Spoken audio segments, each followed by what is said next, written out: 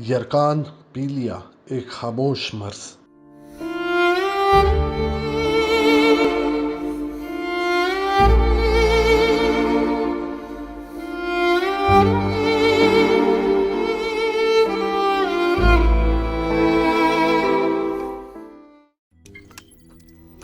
روزنامہ قدرت کی ویڈیو دیکھنے کے لیے ابھی یوٹیوب چینل پر سبسکرائب کریں اور بیل آئیکن پر بھی کلک کریں۔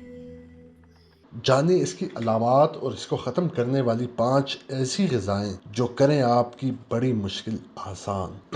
پیلیا یرقان ایک ایسی بیماری ہے جس کے بارے میں عموماً لوگوں کو معلوم ہی نہیں ہوتا، کیونکہ یہ اندر ہی اندر جسم میں پھیل جاتا ہے اور ہمیں لگتا ہے کہ ہم خود بخود تھکان محسوس کر رہے ہیں اور بہت سی ایسی کیفیات جن کو ہم سمجھ نہیں پاتے، اور یوں پیلیا جسم کے اندر اس حد تک پھیل جاتا ہے کہ صرف جلد پر ہی پیلاہٹ نہیں آتی بلکہ حلق اور بعض لوگوں کے ناخن تک زرد رنگ کے ہو جاتے ہیں۔ اس بیماری کا تعلق براہ راست ہمارے جگر سے ہوتا ہے۔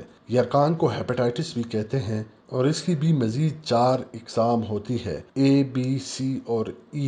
ہیپاٹائٹس کی تمام اقسام انتہائی خطرناک اور وقت پر علاج نہ کروائیں اگر تو انسان کی موت بھی لاحق ہو سکتی ہے۔ اسی وجہ سے ڈاکٹر پیلیا کے مریضوں کو زیادہ سے زیادہ آرام کرنے کی ہدایت دیتے ہیں، کیونکہ اس میں ان کے جگر کے بالکل خراب ہونے یا متاثر ہونے کے خدشات ہوتے ہیں۔ آپ بھی جانیے اس مرض کی علامات اور اس کو ختم کرنے کے لیے ایسی غذائیں جو روزمرہ بھی آپ استعمال کرتے ہیں مگر ہمیں ان کی افادیت کا معلوم نہیں۔ یرقان کی علامات: ہیپاٹائٹس یا یرقان میں ابتدائی طور پر ہلکا بخار ہوتا ہے جو کبھی تیز بخار اور کبھی ہلکا ہوتا رہتا ہے۔ 3-4 دن بعد بخار کی شدت بڑھ جاتی ہے۔ سر درد کی شکایت بھی بخار کے ساتھ محسوس ہونے لگتی ہے۔ گھٹنوں میں درد ہونے لگتا ہے۔ سیڑھیاں چڑھتے اور اترتے وقت چکر آنے لگتے ہیں۔ منہ کا ذائقہ تبدیل ہو جاتا ہے۔ میٹھی چیزیں بھی کڑوی لگنے لگتی ہیں۔ کھٹی چیزوں کا ذائقہ محسوس نہیں ہوتا۔ بھوک بالکل ختم ہی ہو جاتی ہے۔ پیٹ میں مستقل درد رہنے لگتا ہے اور پیٹ کا درد کچھ مریضوں کو چند ہفتے قبل سے ہی ہونے لگتا ہے، کیونکہ اندرونی طور پر جگر اپنے کام سستی سے کرنے لگتا ہے۔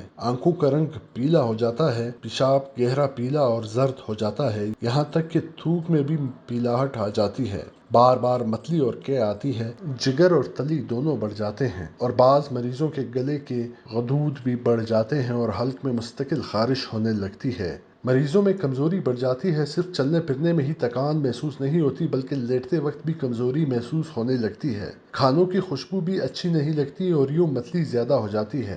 زیادہ آئلی کھانا یا فرائیڈ آئٹم ہضم نہیں ہو پاتے۔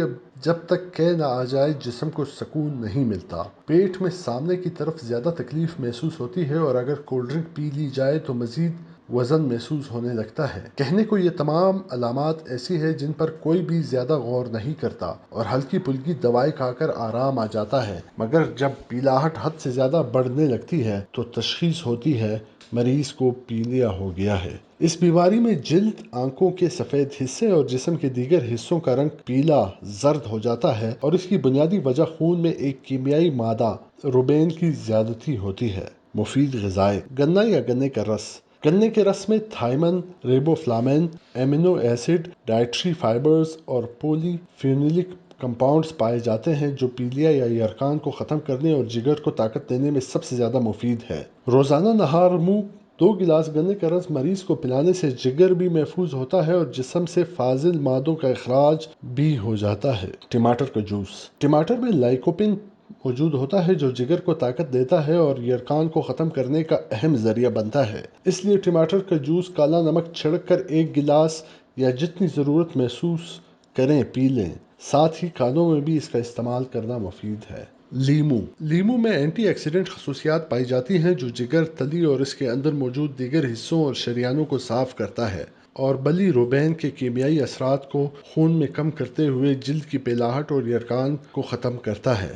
دہی اور کچی لسی۔ دہی چونکہ اینٹی آکسیڈنٹ ہے اور اس میں چربی نہیں ہوتی، یہی وجہ ہے کہ دہی یا کچی لسی یرقان میں مفید سمجھی جاتی ہے۔ اس کو پینے سے جسم میں طاقت بھی آ جاتی ہے اور تھکاوٹ بھی کم ہوتی ہے۔ انگور۔ انگور چونکہ اینٹی آکسیڈنٹ ہے اور اس میں sodium, protein, vitamin A, C, B, E کے اور اینٹ بلی روبین خصوصیات پائی جاتی ہیں۔ اس کو چبا کر کھانے سے پیلیا کم ہوتا ہے اور خون بھی صاف رہتا ہے۔